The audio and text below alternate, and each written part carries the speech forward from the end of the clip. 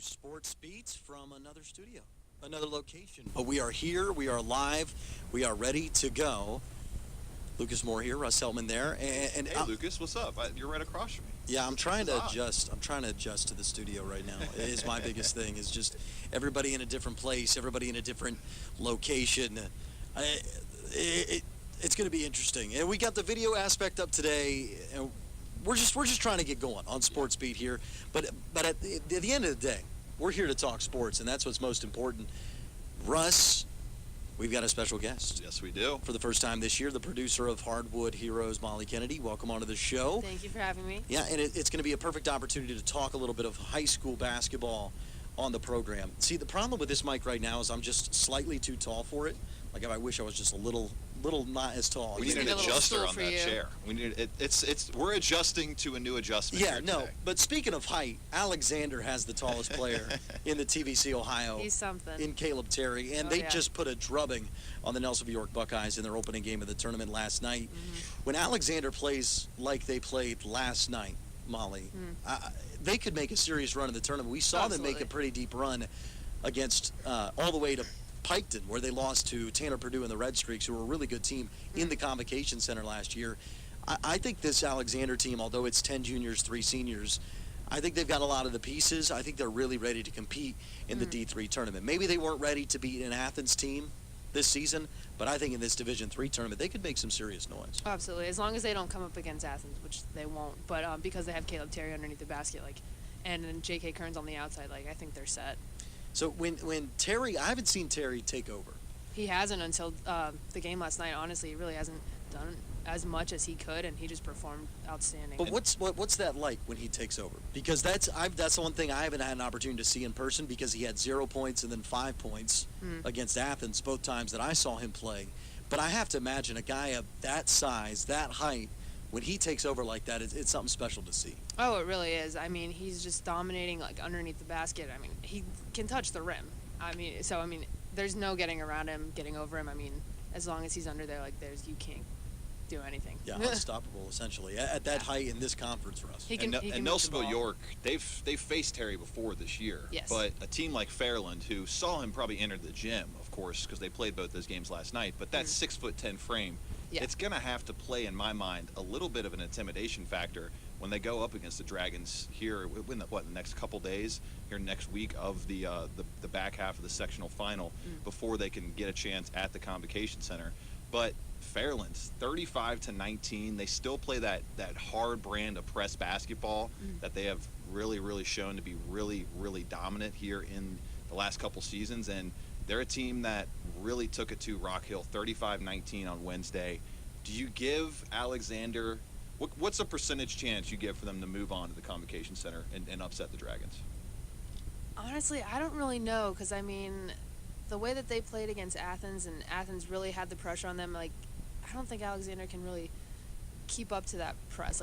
If they're always covered, Alexander's just going to struggle. And Fairland's such a wild card. Alexander's got J.K. Kearns, who's a solid ball handler, but they don't really have a second option to go to bring the ball up the court. He can't get inside. That's the problem. Yeah, and you got Caleb Easley, a backup point guard. They try to get Meckham the basketball to get him, handling it and passing and moving it around. But it just doesn't work as well as when J.K. Kearns has a good matchup. Yeah. When J.K. Kearns has a good matchup, is able to penetrate a little bit, is able to move the basketball, is able to get his outside shot off, that's when Alexander's really clicking. Fairland is just a wild card, because last year this team was dominant. They were running deep into the Convocation Center. Not really sure what the folks down in Proctorville have planned this year in terms of tournament action, but I think it'll be a good game. It'll be an intense game. It'll be a game that comes down to, can Caleb Terry make impactful plays? I think that's been really the question mark, and the exclamation point for Alexander all year long is, does this guy make enough plays for us to win? Yeah. Because if he does, they're nearly unstoppable around the area, because it's really hard to operate an offense with a 6'10" frame inside. But if he doesn't, the Alexander offense comes to a screeching halt. The lane gets a little too clogged because he's standing down there, so your other players can't penetrate.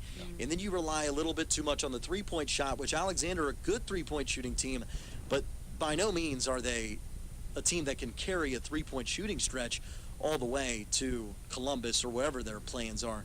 ending up at the end of this tournament. But I think a win against Fairland is possible, and I think an appearance at the Convocation Center is in the cards for Alexander.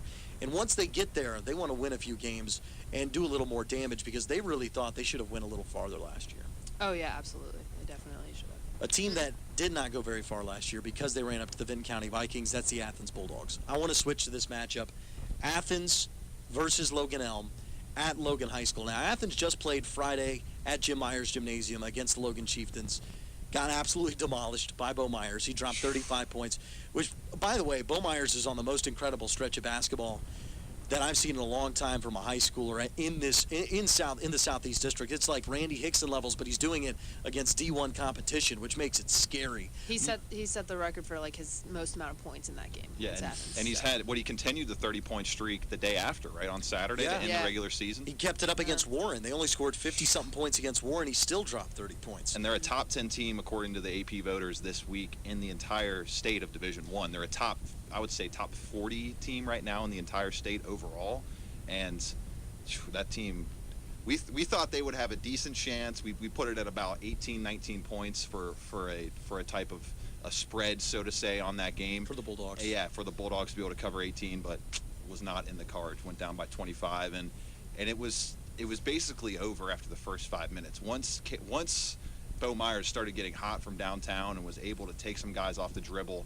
and really assert his dominance, he is, I think, and I think you would agree with me, just the best Logan player ever. You see him walk around the court, and you're like, okay, obviously he's going to have a height advantage in this game. Yeah.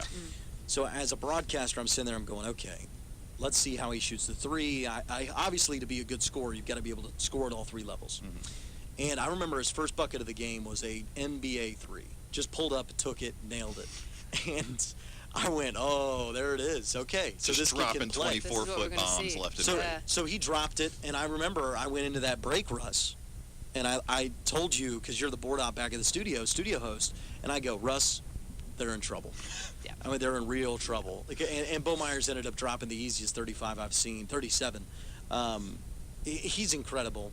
But the advantage for Athens playing in that gym, because we'll see how the Chieftains do in the tournament. It's a much tougher road for them. Unfortunately, they're not in a conference. They don't have some championship banner to hang up from this season, which is a real shame. Freelance team, and there's some serious talent down there in Cincinnati, from my neck of the woods, up there in Cleveland. Muller High School is once again going to be competing for that state title. Those teams have 3 or 4 Bo Myers. Yeah, exactly. Mm-hmm. Those every type year. caliber players every year. I mean, but then you look at Logan, they beat Pick North by 23 points.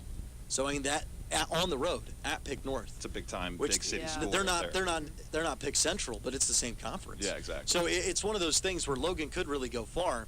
So I don't think that's embarrassing for Athens, but the advantage they got of playing that game and then losing to Jackson the next day, another high quality opponent, is they got to see the speed and they got to be in the gym that they're going to play in.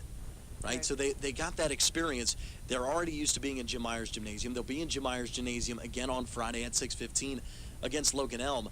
And I think that they played with this speed, although they lost the last 2 games, Molly. I think that it's an actual advantage for the Athens Bulldogs that they played good competition and that they got familiar with the Jim Myers Gymnasium a week before they play there again. They definitely did a good job of scheduling like the harder games at the end because they probably knew that it was going to be a close matchup and they might lose. But the fact that they lost, like, okay, now I know what I have to work on, and then they did, and they work on it, and then they play again better. And the thing that you can't really take out of account is the fact that they lost Elijah Williams early on in that Logan game. Yeah, exactly. Well, I wasn't quite as tuned in. What was his involvement in that Jackson matchup? Was he playing? No, he was not playing. Didn't play. Mm-hmm. So you don't have your number one playmaker. Smartly, you don't. Yeah. You got to 6 days before the tournament. Your starting point guard had a non-contact knee injury, and he relies on speed and athleticism. Yeah. I'd go ahead and sit him out the next day too. No doubt. Yeah. You want to have him ready to go for these sectional playoffs, and hopefully what can be a deep run into the district tournament at the Convocation Center. I'm really excited to see what this Logan Elm team brings to the table. I don't think there's any common opponents between Athens and Logan Elm this year. So it's really, a wild card team that they're coming up against up there in Logan. The only matchup in terms of like what can we look at to see how these teams would do is you look at the matchup a year ago, Athens at Logan Elm, where Athens went up to Logan Elm. I don't know if it's up, down, whatever. I think it's up because it's a mid-state league. I don't know. It's not even up, down. It's north-south. But anyway, against Logan Elm, they won pretty easily. Decent win, inside double digits, but Logan Elm competed. They shot the three decently well, but Athens felt like the better team, the stronger team, the more athletic team the whole time. Logan Elm, they were a younger team last year, so all these guys are going to be a year older, filled with sophomores and juniors. Now they got seniors and juniors, which is a really good roster to have. Evan Huffman's a pretty good player. He's a senior. Luke Watson, a senior. Jeremy Wiedelman was a freshman last year. I thought he was pretty good. They've got a smaller roster, but they can shoot. They're fast. They play solid defense, and I think they're well coached by Doug Stuyvesant. All those things are kind of the kryptonite to Athens. Yeah. If Athens' offense kind of gets stuck in this lull that we often see it get stuck into, I mean, they could be in a serious dogfight down the stretch in this game. And it's tournament basketball, so both teams are coming to play. If this Athens defense is going to be able to hold Logan Elm to probably 40 to 50 points, it's just about if the Athens offense is able to score more than 40 or 50 points in this game to get the victory. But Logan Elm could get into the 50s if they really shoot well from the outside, which is one of their strengths. And I don't think Athens is going to sink out of that zone. I don't think there's a single player worth playing man-to-man with Logan Maxfield. In terms of the Logan Elm Braves, nobody's within a 20-point score range. So it's just kind of one of those things. You play your zone defense. If they hit the outside shots and your offense lulls, then you probably don't deserve to play in the Convocation Center a week from Friday. And whoever they end up facing, whether it's most likely it's going to be Chillicote's Zane Trace. It's going to be Zane Trace. Yeah, no doubt. And that's going to be a really tough opponent to try to take out at the Convocation Center. But it's a place where it's right in your backyard. You want to get that opportunity to play in what is likely going to be a large Athens Bulldogs crowd there at the Convo. And it's once again, it's Logan Elm, it's Athens. They run it back from last year. It's going to be, like Lucas said, a dogfight. And can they get the most out of that depth that has really showed out all season long, Molly? And my question is, what are we going to see from Elijah Williams? Like Lucas said, non-contact knee injury. Can he come back from that little bump in the road at the end of the season? And Coach Mickey Cozart, he told you that he really just wanted to get through that stretch of final two games without getting an injury. And what happens? They lose one of their best players in Elijah Williams. I think the difference is honestly, like, they're all seniors. And so, like, the seniors carry the team. And, I mean, even with Elijah Williams going out, he's like, no, like, he'll want to go back in. He's going to play as hard as he ever could, and they're all going to just come out, like, especially Logan Maxfield. Like, I'm expecting to see a lot from him. Yeah, Logan Maxfield, I had this feeling heading into today, until last night, actually. And Logan's been, honestly, bad over the last couple stretches. I mean, it's really been not a good performance stretch for Logan Maxfield. Only had 5 points in the 2 games heading into Jackson. He had 6 points, I think, in a small stretch against Jackson. That means your leading scorer, your best player, the candidate to win Player of the Year in the conference. Yeah.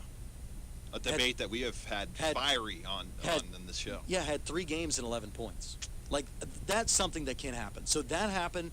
I was kind of looking at Logan. He felt a little off. I don't know what it was. He wasn't taking as many shots. But then last night, I coached the Athens middle school team, and they had to move the practice to the middle school, the basketball team. So they were coming in right after us. And the way Logan walks in the gym, I kind of saw the team messing around. I think Maxfield's energized. I think Maxfield understands it's tournament action time. I think he feels believed in. I think he's really going to come in motivated, ready to score, ready to make an impact. Logan Elm is not the type of team that defends a Logan Maxfield well. They rely on speed, and Maxfield's fast enough to keep up, but he's good enough to score using his physicality near the bucket. So speed is not one of the best things that defends Logan Maxfield. Size and shot blocking is what really defends Logan Maxfield in terms of scoring. I think he's going to come out energized. If he comes out energized, then it's going to feed off of everyone's going to catch on. Every time when Logan Maxfield, boom, boom, boom, quick points, they get a big lead. 8-point lead from a 3 in the corner. Steal to seal the game. If he's high energy, the team's high energy. When the team's high energy, it's hard for me to imagine Logan Elm getting above that 50-point threshold, which I think they'll need to get to if they want to win this game. Yeah, and it's your senior season. It's your last opportunity, really, to play competitive, high-level basketball for Logan Maxfield. In front of people, where people pay to see. Exactly. He's going to play football at Marietta College. I wouldn't imagine maybe an intramural game here or there at Marietta, but honestly, is it. Just pick up in the summer. Exactly. Yeah. This is it for Logan Maxfield and the rest of that senior class. So yeah, let me just name the seniors on the show, so we get that recognition. Blake Stover, a senior. Great piece, by the way, Hardwood Heroes. You guys did an excellent job. I believe that was Thomas. He did a great job with it. Thomas coming on the show a little bit later to talk some Ohio sports. Did a great job talking about Blake's cerebral palsy and how he's worked through that and been a part of this team. Eli Chubb, a senior, averaging nearly 8 points per game. He's had some really good performances recently. Elijah Williams, obviously a senior. Gage Penrod is a senior on the team. Really wish he would have been in the program last year because he went up to Toledo Central Catholic to play football because he had some family up there. Didn't play basketball while he was up there. Came back here. He's a big body. I've seen him play pickup. I think there's a lot of raw skills there that if he'd have been able to develop in the system a year longer, I think he'd be a real contributor on this team. Josh Mace, another big body senior, just doesn't fit in the rotation right now. I really wish he did because he's a really, I think, could be a plus player in the TVC. You've got Justin Hines, a senior. He's still shooting over 75% over his last 12 games. He's been absolutely incredible. And then Logan Maxfield, the final senior on the team. The rest of the guys, they'll be back. The rest of the guys will have another opportunity to get to the convo. The Headlined rest by of the guys, Butcher there, who should have a monster senior season with the way he's played on the back end of this season. And he's a good shooter, right? And I think that if he's the focus of an offense, you can change your style of play to kind of mold him and fit him. You get a bunch of really good athletes around him cutting to the basket. Butcher's a guy that runs the point from the post, learns to pass with his back to the basket, knows how to shimmy out off a screen, take a three. I think Athens' offense is going to work very well next season. But for this season, they have that next opportunity. These seniors, this is the last shot to play in the Convocation Center. This is the last shot to make a deep run because the combo is special in this area. Everybody wants to get there. It's a seminal place to get. It's like UD Arena. On the other side of the state, everybody wants to get to UD Arena to play there.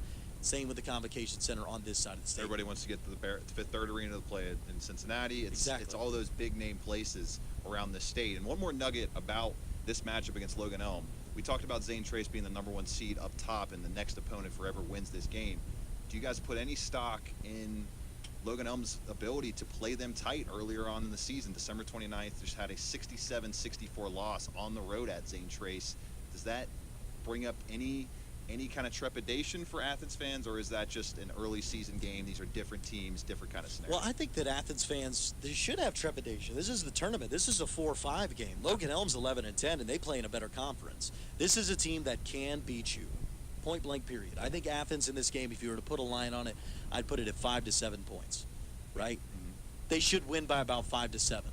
That's upset range. And I haven't completely in the sport of basketball. I haven't seen one upset in any of these brackets that I've been looking at so far in our Southeast Ohio portion of the OHSA tournament. I don't think there's been one upset so far. There's from one on that the girls' first side. On the girls' side, NY did a great job. Yeah. Pulling off that upset. You know, it's a shame because Michael Roth has been covering that team, correct? And we need Michael Roth. It's the playoffs in 5-on-5 competitive IM, and he's been on our team, and he's been covering the Buckeyes. Now they pull an upset. They got to go cover them again. Now we got to run 5. I'm going to be exhausted tonight. But let's talk about Hardwood Heroes for a minute. All right. This Athens matchup, it's intriguing for sure. And I'm going to go ahead and say that I think Athens is going to be able to pull out a victory. But I'm nervous, man, because Logan Elm, I think they could be dangerous. And tournament basketball, it ain't easy. They want to get back to that rematch. Oh, they want that rematch. If Athens walks into this gym and thinks that they belong in the convo, that they're already there, they punched their ticket, they're TVC Ohio champions, they can't do that. They will lose. I mean, they'll get beat, and then they'll be wondering what on earth happened. And the season won't be as much of a success as it really should be. Right. But this season's been a success for you guys, Hardwood Heroes. I've been seeing everything you guys have done. Just touch on how you've enjoyed the show this year and just some new things you brought to it and some plans for the near future. So being this, it is the 10th season of Hardwood in general, but the 7th on air, and having Paul as our host, I mean, Paul and I grew up together, so being able to like bounce our ideas off of each other and knowing that we want to do a lot more than what we have in the past, and we've been able to do that. Like, I set my expectations extremely high because I knew that there are some people that were able to reach that, but I knew that there were people that were going to be just shy, and that's what I wanted to see, and that's what I've gotten so far. We have the talent. We have the people that are willing to go out of their way to go find those stories and do those separate packages, and it's just been tremendous to see all the talent that we've gotten and people improving and all the different stuff that we've seen outside of just basketball. Yeah. There's been a lot of good teams this year in Southeast Ohio. Which makes it so much better. There's a lot of stories out there to go find. Yeah. What's the most valuable thing about being so involved in the show to you?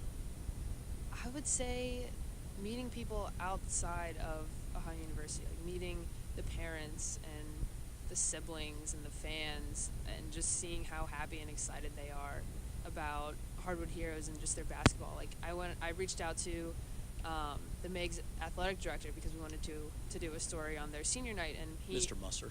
Yes. he emailed me back. He's like, "We love seeing you guys here. Like, it makes us so happy that you guys cover our small basketball school." And it was just like, wow, like we actually make an impact, and it just makes me so happy that we actually do that. See, Mr. Musser and we didn't have. I don't think he was mad at me, but I kind of heard a rumor about Mike Bartram because he was moving on to the Eagles. I heard a rumor, so I shot him an email. I went, "Is this rumor true?" Oh, and he responds back, "I'll let you know when I get more information on it." And I was like, okay, that means yes, right? Right. Hopefully you weren't the one like, breaking that news to Mr. Musser. Like, I can't tell Hopefully you I now, didn't break it to Mr. Musser. I really don't. I hope I wasn't the one to break that. Like, Mike, what is this? Like, why am I hearing about this now? Some like guys, It's like, I don't know who this guy is. I was just doing my job. He was just doing his. I thought it was a good exchange. Molly, thank you so much for coming on the show. I'm glad we got to talk high school hoops. Yeah, absolutely. A lot of fun. Hopefully one of these teams goes deep in the tournament so we can keep talking about high school hoops on this program, and Hardwood Heroes can keep rolling on deep into the tournament. Yeah, hopefully. Thank you, Molly. Thank you, Molly. Thanks, Appreciate it. We're going to go ahead and step aside. Thomas Garvick will be joining us in studio when we return. This is SportsBeat. 600 CDs. By next week, I'll probably fall in love with about 7 of them. We'll put them on a show called All Songs Considered. I'm Bob Boylan. Listen and fall in love with music all over again. I'm going to open up one now. It's All Songs Considered from NPR Music.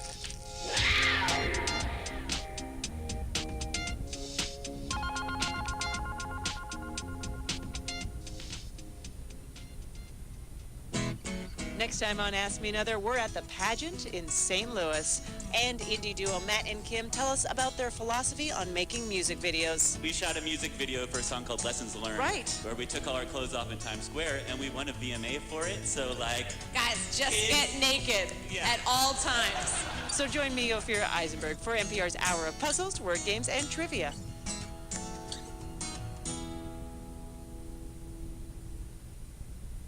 Public Radio Remix from PRX. We think in terms of characters. The story about the whale, see? We think in terms of surprise. I had to live in the basement. Trying to get people to imagine something they can't see. Honesty is what y'all looking for in this, right? And we understand the power of intimacy in storytelling. Storytelling, big ideas, cool sounds. A new kind of public radio. Weekdays from 6 till 9 a.m. on 1340 a.m. WOUB. This week, we have a reverse trip through the years on Rockin' in the Days of Confusion, starting in 1976, working our way all the way back to 1970. We also have a set of tunes from 1969, equal time and all that, right? That's this week, Rockin' in the Days of Confusion with a Hermit.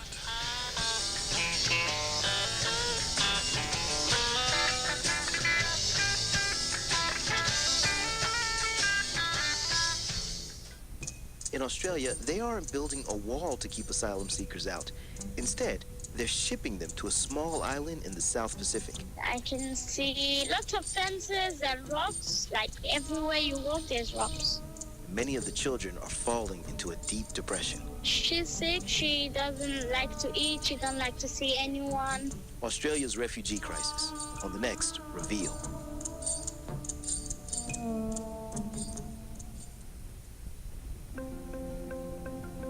Hello, I'm Razia Iqbal. At BBC NewsHour, we give you access to the world's largest network of correspondents to deliver unbiased news and analysis on events around the globe. From the biggest breaking stories of the day to the important issues and trends, we're there. That's NewsHour from the BBC.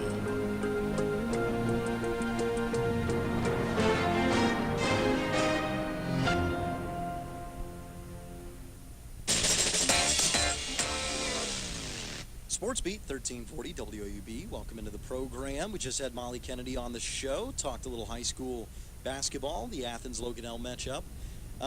Thomas Garvick joining us now. He knows a little bit about high school. Yes, I do. Those Athens Bulldogs. What do you think, that Loganell matchup? Give us a quick little breakdown. How do you feel about Athens' chances to make it to the Convocation Center? Give me a little prediction in there, too. Oh, gosh. I think it's going to be low scoring, but I liked what you guys were saying about Logan really needs to set the tone for this game, and especially we don't know what the status of Elijah Williams is. But yeah, you guys mentioned that Justin Hines, I think he's kind of the one senior that doesn't get all the accolades. Get his dues. But he does, I remember at the Alexander game, he played a big factor in that game, and he's had a really nice season. I think him and Logan need to set the tone, and Eli Chubb, I know the kid is capable of knocking down big-time shots. He needs to come through. I think Athens wins. I think we'll see him in the combo. It's going to be low scoring, 44-40. Athens moves on. Ooh. Defensive slugfest. A little knockdown, drag-out fest right Russ, there. do you have a score prediction?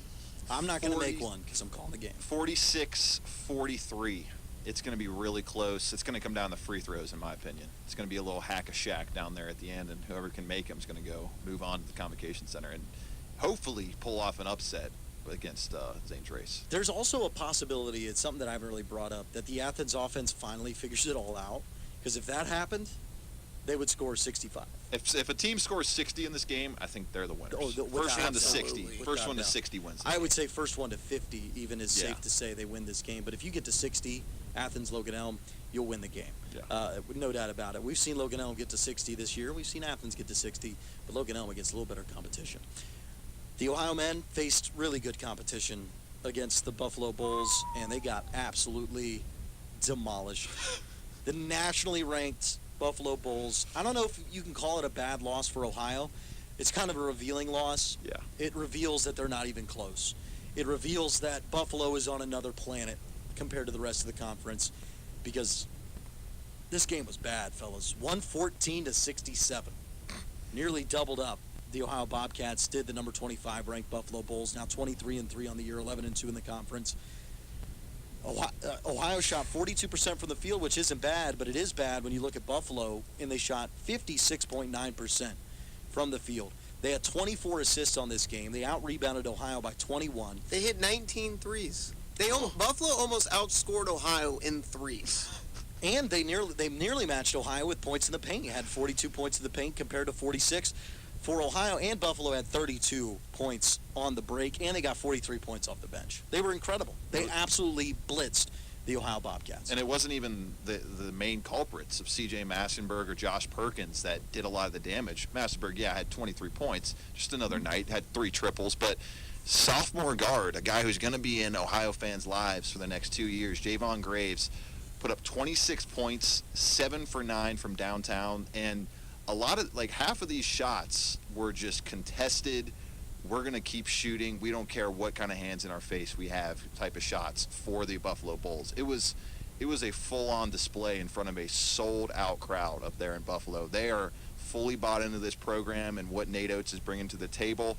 They have about, I'd say, 7, 8 deep right now. And I would probably take, honestly, I think they have 7 or 8 better players than everyone on the Ohio roster right now in terms of talent. The talent disparity was so large in this basketball game. And once again, it was just a terrible, terrible night from the offensive end of the ball from the Ohio Bobcats. They couldn't eclipse 70 points once again. I think they've only done it twice in conference play this season, maybe 3 times. And overall, it's just no dice on the offensive end for Saul Phillips' team. He can't find a way for them to get consistent buckets on that side of the basketball court. And for me, it's just really tough to see. And it got ugly early. I believe they're up by 25 at the break at 52-27. And it just got worse and worse from there on out. It's their worst loss since 1997 when they lost by 49 points to Ball State. I believe they had 2 or 3 first-round picks in that game for the Cardinals. So I don't think there are any first-round picks on this Buffalo team, but they played like some first-rounders in that game. Yeah, it was rough to see. Is this, though, the seminal moment? Is this the moment you look to where it's just the evidence? I mean, we've been seeing it build up all year. 11-point loss in DeKalb, 12-point loss against Akron, 20-point loss to your rival in Miami on the road. And it just kind of builds up, and then you get beat like this. I mean, it's just one of those things where you realize what the team was the entire time. Yep. You realize that the talent was missing from day one. It just wasn't there. And Jordan Dardis wouldn't have saved it. I think that's something we learned as well. I don't think Jordan Dardis being healthy would have saved this season. Maybe the combo of Gollin and Dardis healthy all year long and them having solid seasons. Adds them maybe. away. Maybe gets them above 500, gets them near 500 in conference. Yeah. But it's hard to say that adding James Gollum and Jordan Dardis, who are both solid players, but neither are generational, we'll remember them forever talents. I love Darty. A great three-point shooter. I love Gollum. He's one of the most down-to-earth guys I've ever met. But those two being added to the team does not make this a team 10-3 in conference. Maybe it makes them, 7-6 at the high end in conference. So I don't think there's really any built-in excuse here for this basketball team. It's just a roster that doesn't have enough talent. They can't shoot well enough. They don't rebound as well in conference as they did out of conference. They don't really do much well, honestly. Only thing they do well is they play hard, which is a great testament to them. Like, obviously, seeing a team play hard is positive. Seeing a team play hard, puts a smile on my face, and it makes me want to root for them. But it doesn't make wins whatsoever. If that's their only skill. If your only skill is playing hard, making sure you're staying in the right position on defense, you pass pretty well, you move the ball, it's just not going to get it done. You need actual talent. You need more size. There's just so much this team needs. They're missing so many elements of a winning basketball team that there's nothing to do but say, hey, this is where the program is right now. Yep. They are near the bottom of the MAC. It's uncomfortable. They are one of the worst teams in the Mid-American Conference for men's basketball. That's where they are. It's uncomfortable for me to say. It sucks to talk about, but that's where they are right now, and that's why a change is going to be and probably should be made with the head coach in Saul Phillips, because it's just one of those things. His contract's expired, didn't achieve the goals that he set out to achieve, and now you just you look at the reality of the situation, and I think Ohio has to move on. I don't see any world where they don't move on when you got a 114-67 in-conference loss on the record to go with a 3-10 record in conference. Yeah, 3 games scoring more than 70 points. And I asked Saul Phillips today, what can you do to get your point guard, your leader, Tavion Kirk, above that assist-to-turnover ratio, which he hasn't eclipsed since the November 27th win against Iona? And he said, I'm not as worried about the assists because he's getting the ball to guys open 3 or 4 times a game, and they're just not making shots. He said he's more worried about the turnovers, and he said they've been down a little bit lately, but they don't have a go-to scorer at that position. TK was fouled on purpose against Central Michigan in a tight ball game on the road in Mount Pleasant. Missed both free throws. They end up losing the game by 7 points. He could have made it a 2-point game in that scenario from what I recall, and could have given them a good chance to pick up their first victory at CMU since 2013. Saul Phillips now 0-7 against the Chippewas. He is 3-4, I believe, against Coach Nate Oates there at Buffalo. And he knows it. He said it today in the media availability. They have to get themselves prepared and get themselves up for this MAC tournament. There's obviously no way that they're going to get into the NCAA tournament without winning it. But I don't see how they could even get themselves up, and I don't know if they're going to win a game the rest of the way, fellas. It sucks to say, this but is the toughest part of their schedule. They still play Buffalo again. Yeah. And kind of another tough pill to swallow here is Bowling Green, who is right now, if the season ended today, they would be the 1 seed. They were predicted to finish dead last in the MAC. Yep. Dead last. 11-2 in conference now. I've had a chance to see some of those guys, DiMaggio Wiggins, Dylan Fry. Those guys aren't spectacular athletes, but props to Bowling Green and what they've done. I'll be at the Combo tomorrow, and guys, it's going to be uncomfortable because Bowling Green is a really, really good basketball team. I think it could be another 20-plus point blowout if Ohio doesn't show up. Well, they're 5-point underdogs tomorrow, 68% favorites. And it's are on the Bowling CBS Green Sports Falcons. Network. Yeah, it's a nationally televised game. That's how it's being advertised right now. But when you just look down the stats, there's not a single thing this team does well. No. They played good defense there for the beginning portion of MAC play, but that is where's the defense now? 114-87. You gave up 66 against Eastern, but then 79 against your arch rival Miami. You held Akron to 65. But I don't know. I really don't know, guys. There's no answers here other than more recruits and a new I think it's just simply guys maybe growing up a little bit. Jason Carter can get better. Maybe TK has a rejuvenation. There's some hope for this team moving forward, but things need to change. And the thing you have to question is, if they do make that decision to let Saul Phillips go, you basically lose a full year of recruiting. That kiss that window goodbye for this season, and you got to worry about guys like Tavion Kirk, like Jason Carter, like Ben Vanderplas, who is starting to show signs of life when he's come in off the bench over the last few games. Do they stick around with this program? Do they stick around with a new coach? And if you start losing players like that, that's why you got to make the right hire. Yeah, you have to make the right hire. You have to make the right hire, and that's the truth in any athletic department, in any athletic program, if you make the right hire, recruits will come with that hire. Yeah. I mean, that's kind of how that works. You lose that year recruiting, but then he'll draw in 2 or 3 guys, and he gets a guy or 2 to transfer from whatever school he comes from. I haven't even looked at who the potential head coaching replacements for Saul Phillips People are could be. trying to get Patino in here, which is no. that's not going to happen. Let's No, go ahead no. and cut that out on Nope. the message boards and Not Twitter. a chance. No, just like I get he can coach basketball, but come on. He's not coming. He's not going to come to Athens for No. $500,000 salary. It's not going to happen. That I mean, even the logistics of it won't work out. Yeah. What's been working though is the women's basketball team, fellas. Oh yeah. Ohio 20-3 now, 14-point win against Western Michigan. 21-3. 21-3. Excuse me. This Ohio women's team is absolutely clicking. Absolutely clicking right now. I love watching them play. It's a shame that they're not watched a little more at the Convocation Center whenever they do play. It's a shame that the men still have higher attendance because this team will be playing, most likely, in the NCAA tournament, in my opinion, and I think that they're going to be able to win 1, maybe 2 games in that tournament. That's a special thing to say when you have a mid-major school that's getting ready to do that. Any program, but especially in the sport of basketball. It's so exciting. Well, I think it's a testament to how deep the MAC Women's Conference is this year. I mean, looking at this tournament, Miami's at the top right now, and as it could shake out, Ohio's traveling to Oxford in a couple weeks. That might determine the regular season champion in the MAC. You still have reigning MAC champion Central Michigan, who's going to be in the thick of things. Buffalo comes here next Wednesday. They're a top 4 team in the conference. But then you have a team like Toledo, who Ohio played their worst game of the year. Toledo is a very good basketball team. Mm-hmm. And so is Kent State.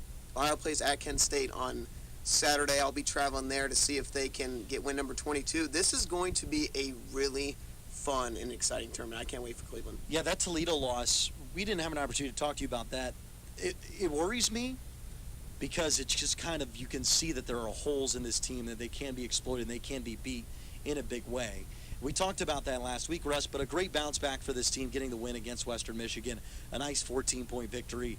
And the numbers, they just pop off the page in every category. It's almost the exact opposite of the men's team. The men's team, you ask, show me what they're good at. The women's team, you ask, show me what they're bad at. Mm-hmm. They can shoot. They can move the basketball. They can steal the basketball.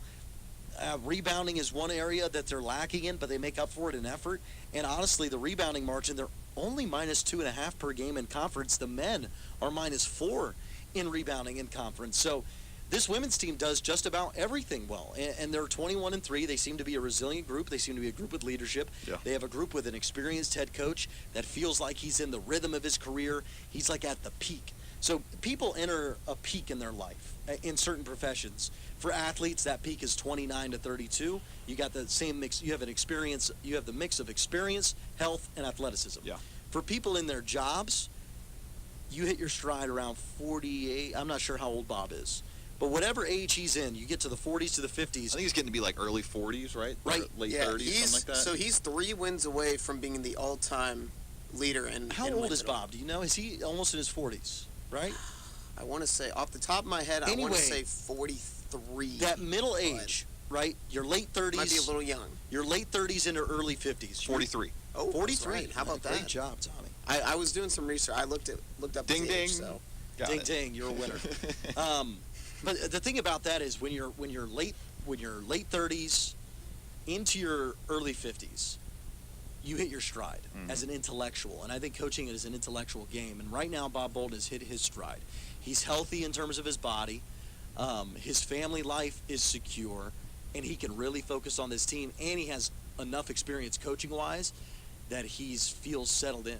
Right? And he's had a full 4 to 5 years of recruiting classes to get his mark and put his mark on the program. So he's locked in. The team's got a lot of players that are gritty, that are tough, that are winners. I love this team. I think they can go very, very far. And we say this every week, but they continue to prove it with resilient bounce-back victories like they had against Western Michigan. And my question to you guys is, we're concerned with the three-point percentage that we've seen in the last 2 games. 7.7%, 2 for 26 against Toledo on the road.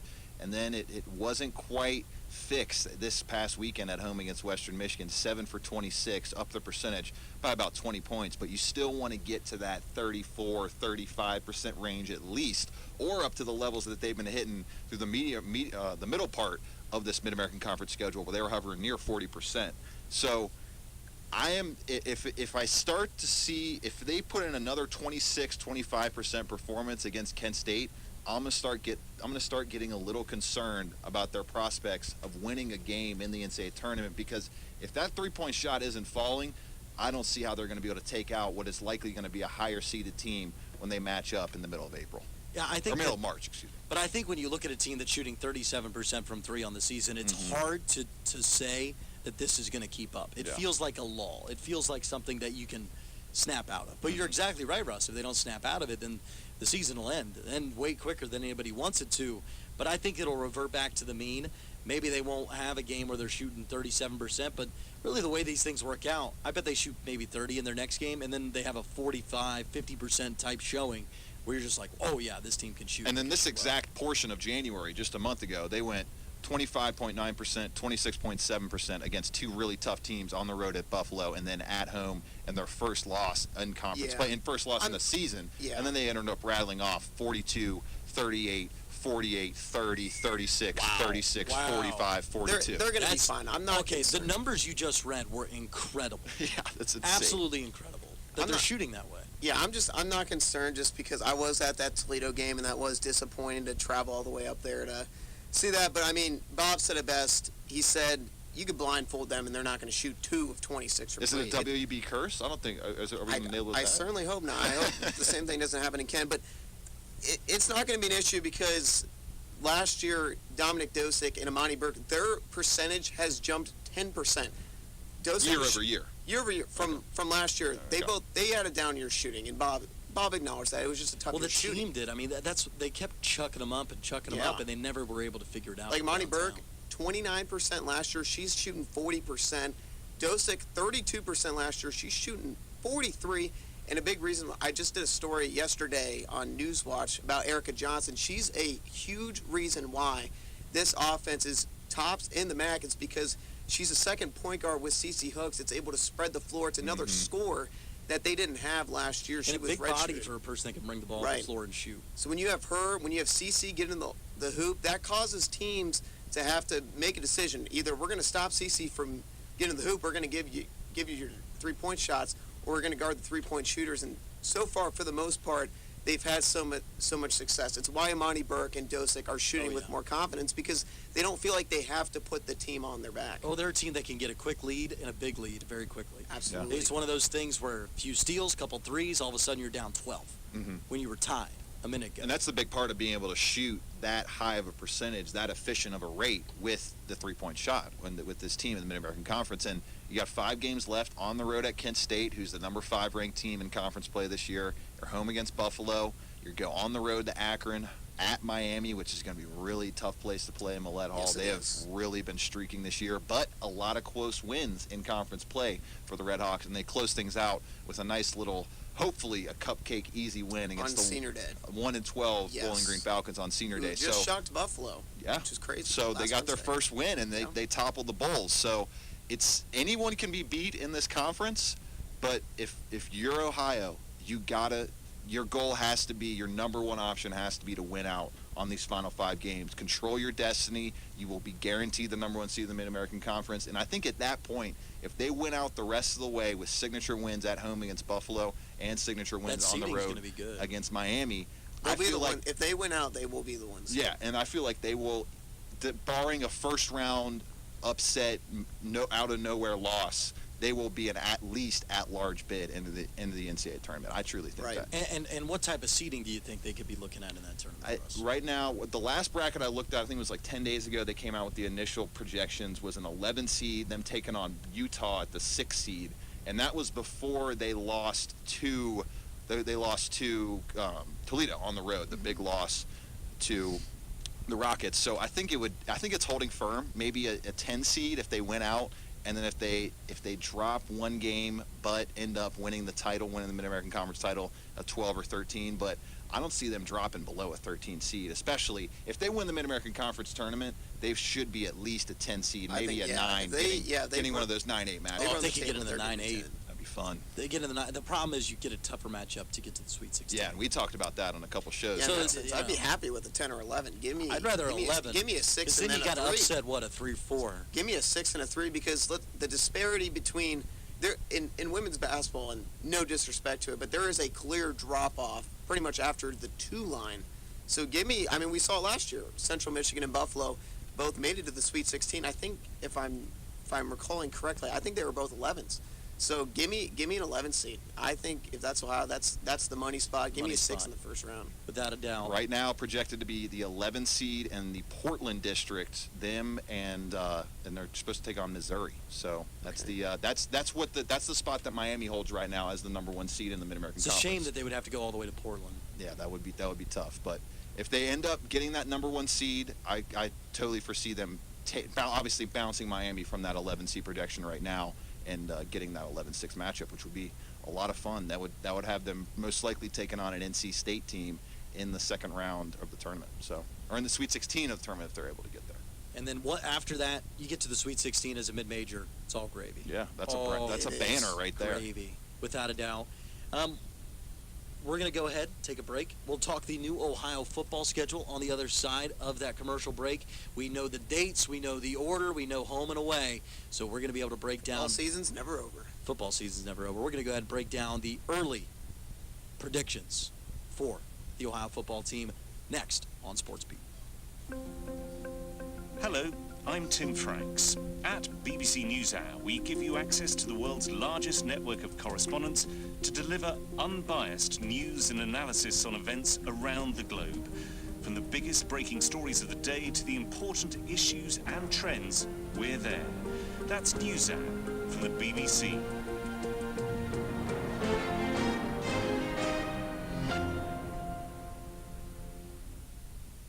Sometimes new ideas in science seem too outlandish to be true. So Einstein's theory of general relativity predicted objects whose gravity was so intense that nothing could escape, even light. But he didn't believe the predictions of his own theory. Ideas that are ahead of their time, from exoplanets to neutrinos to black holes, it's radical cosmology on the next Big Picture Science.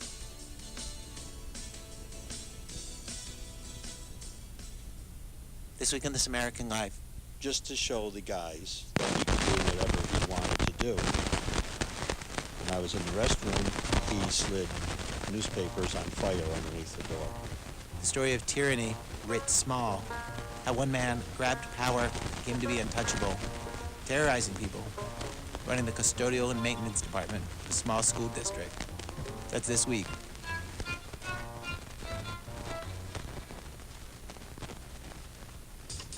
Hi, I'm Clay Ryder, and I invite you to take a journey through sound ideas.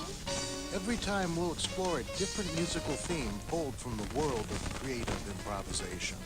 So join me for a sampling of the best of swing, bop, blues, soul jazz, fusion, vocals, Latin sounds, and just about everything in between. It's all happening next time on Sound Ideas.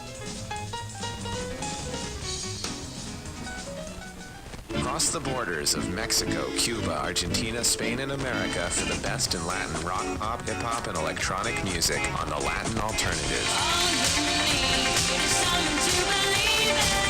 Spend 60 minutes with us each week spotlighting artists like Manu Chao, Diego Garcia, and Los Lobos. I'm Josh Norrick. Join me and my co-host Ernesto Lechner on the next Latin Alternative. Saturdays at 9 p.m. on WOUB Public Media. You had a relationship.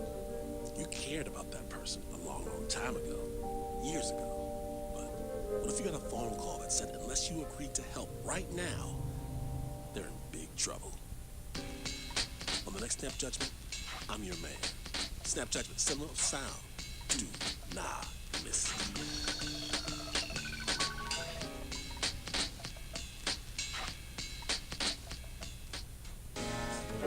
On the next Blue Dimensions, Buster Williams and something more. I'm Johnny Meister. It's the latest from bassist Buster Williams and saxophonist Marcus Strickland on the next Blue Dimensions.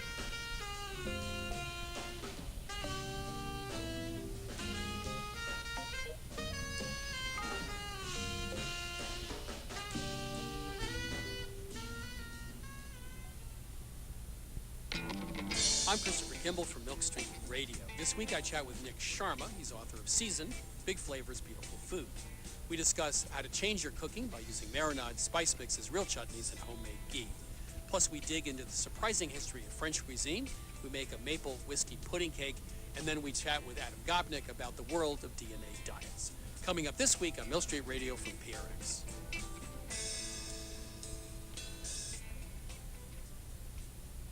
I'm standing next to a pile of nearly 600 CDs. By next week, I'll probably fall in love with about 7 of them. We'll put them on a show called All Songs Considered. I'm Bob Boylan. Listen and fall in love with music all over again. I'm going to open up one now. It's All Songs Considered from NPR Music.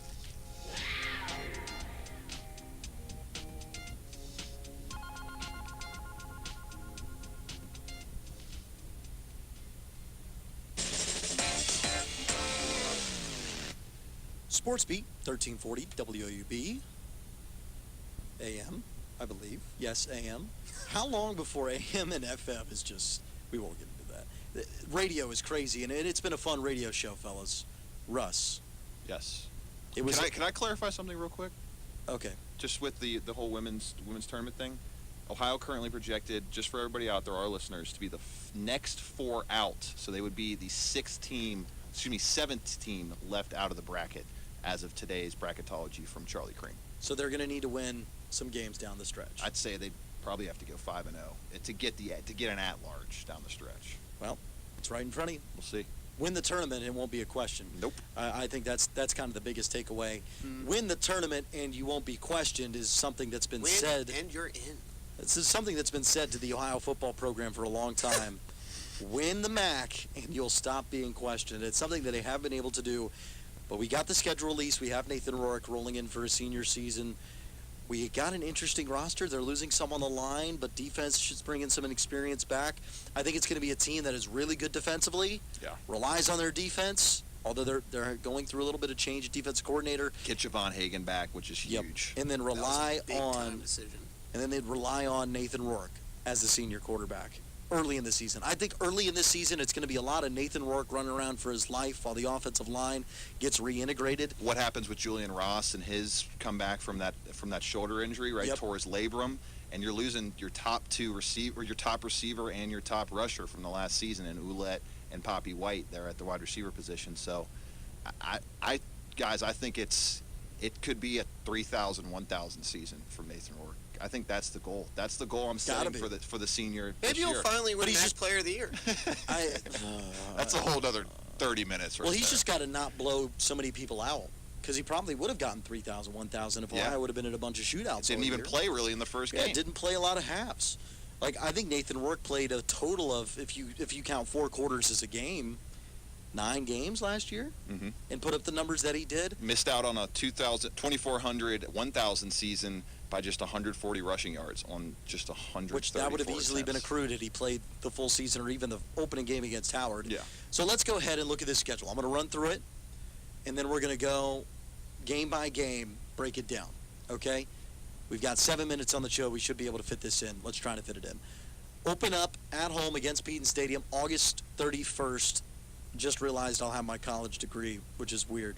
Day after my 22nd birthday. Oh, woo. Tommy, you're getting Don't old. Celebrate too hard. You got to be able to watch those Rams roll into Peden. Rhode Island, who is an FCS opponent, coming in to face the Ohio Bobcats. That's going to be a win, and it should be a 40-50 point. It should be a start of the 3,000, 1,000 season stat pattern. I think that should be the goal for this team. Get the offense rolling and just beat a really middle-of-the-pack CAA conference team from last year that I don't think really, they didn't even make it to the FCS playoffs, didn't make any noise in that conference at the FCS level. But then it gets interesting. They travel to Heinz Field to battle the Pittsburgh Panthers. I'll be going to that game for sure. Ohio at Pittsburgh.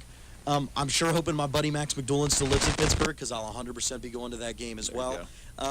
Ohio at Pitt. Pitt's a tough opponent, ACC. I think that last year's version of the Bobcats could have competed well with last year's version of the Panthers.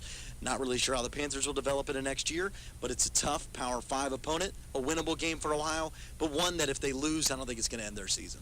No, and Pitt is a team. There's multiple teams in this non-conference slate that played for a conference championship. They matched up with Clemson in that game last year, went 7-7 overall, really struggled down the stretch, lost that game to Clemson, and didn't pick Which up. it's crazy that Ohio could have competed with that Pitt team last year. I think most of us would agree with that. And they were so if Ohio would have been on that side of the ACC, could they have been playing Clemson? That's possible. That's how good the Ohio team was at times last year. Big thing I will say, though, is Pitt is losing their top two rushers in Ollison and Hall. They both ran for over 1,000 yards, so it'll be interesting to see. And Kenny Pickett only had just a shade under 2,000 yards. Doesn't scare me. I do think it's definitely more of a winnable game than, obviously, Virginia was a lot better than this Pittsburgh team will be next year. So I think it's a very winnable game. Okay, Ohio at Marshall, rivalry game. Glad it's back on the schedule. That should be a lot of fun on the road. I mean, that one's just fun. I think Ohio can and probably will be favored in that game against Marshall. Maybe.